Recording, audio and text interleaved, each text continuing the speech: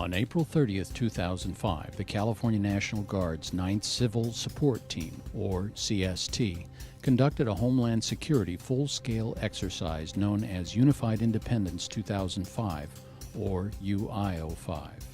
The exercise featured a multi-agency response and investigation of a terrorist attack in a maritime environment involving a simulated chemical weapon of mass destruction, or WMD. The overall goal of UI05 was to exercise the coordination between federal, military, state of California, and local emergency response entities. Specific objectives were to successfully perform multi-agency search and rescue operations, threat characterizations, decontamination operations, and related law enforcement operations, all carried out in a chemically contaminated environment. The exercise brought together some 16 departments and agencies totaling over 320 participants, plus an additional 45 local citizens acting as victims. UI05 took place entirely aboard the Naval Base Ventura County portion of the Port of Hueneme, California. The Center for Asymmetric Warfare, or CAW, based at Point Mugu, facilitated the UI05 exercise from inception through completion.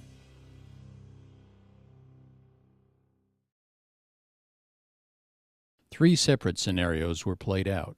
First, a simulated explosive release of an unknown airborne chemical from a ship in port. Second, the resulting toxic plume spread across the port to a simulated cruise ship terminal where approximately 45 tourists and workers were overcome by and contaminated with the substance. The plume also caused a bus full of passengers to crash, adding blunt force trauma to the casualties. Lastly, an unknown number of terrorists escaped the ship and barricaded themselves in a port office building. The exercise layout consisted of 3 incident sites: the terrorist ship, in reality the motor vessel Independence, the simulated cruise ship terminal, and the terrorist hideout. An Incident Command Post, or ICP, had been previously set up at the port in response to pre-incident intelligence. As the incident progressed, a tactical command post, including much of the 9th CST's equipment, was established in support of the incident commander. 2 technical decontamination centers for responders were set up, one by the Coast Guard's Pacific Strike Team and another by the 9th CST. The Seaburn Enhanced Response Force Package, or SURF-P, set up and operated a mass decontamination line for the victims in the vicinity of the terminal. Finally, the CAW set up an exercise control center. The mission of a heavy CST, such as the 9th, is to assess, advise, and assist the incident commander in a WMD event. The team is composed of the command, operations, medical, logistics, and survey sections totaling 22 soldiers. The 9th CST typically sets up its operations in the configuration that best supports the incident commander's, or IC, goals. This configuration will normally have the survey team forward with the emergency first responder, or EFR, hazmat teams. The operations section will be located as close to the survey team as possible. The medical section will be placed in a location best suited to support the operation, and the commander or his representative will be in the ICP to direct the actions of the team. The 9th CST's vehicle suite consists of a command Suburban, a Unified Command Suite, or UCS, communications vehicle, a medical van, a mobile analytical lab, a decontamination van, an operations Suburban, 2 survey team trucks, and a command trailer for monitoring and controlling CST operations. Each team member starts with 540 hours of initial training by the U.S. Army at Fort Leonard Wood, Missouri. They then receive another 5 weeks of training by the California Specialized Training Institute, where they become state-certified hazmat specialists.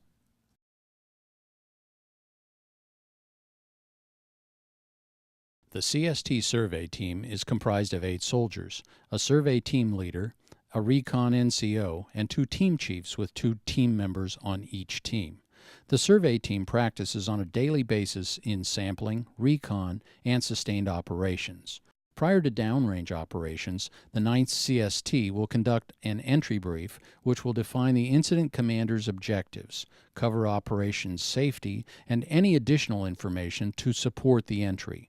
This brief will be attended by all members of the entry team, which is a subset of the survey team and may include non-CST individuals, the backup team, medical, the EFR's safety representative, the leadership of the operation, and any other members of the response that will directly affect or be affected by the downrange operation. As we watch the entry team move out from the decontamination line area, please observe their movements and the techniques used in the exclusion zone.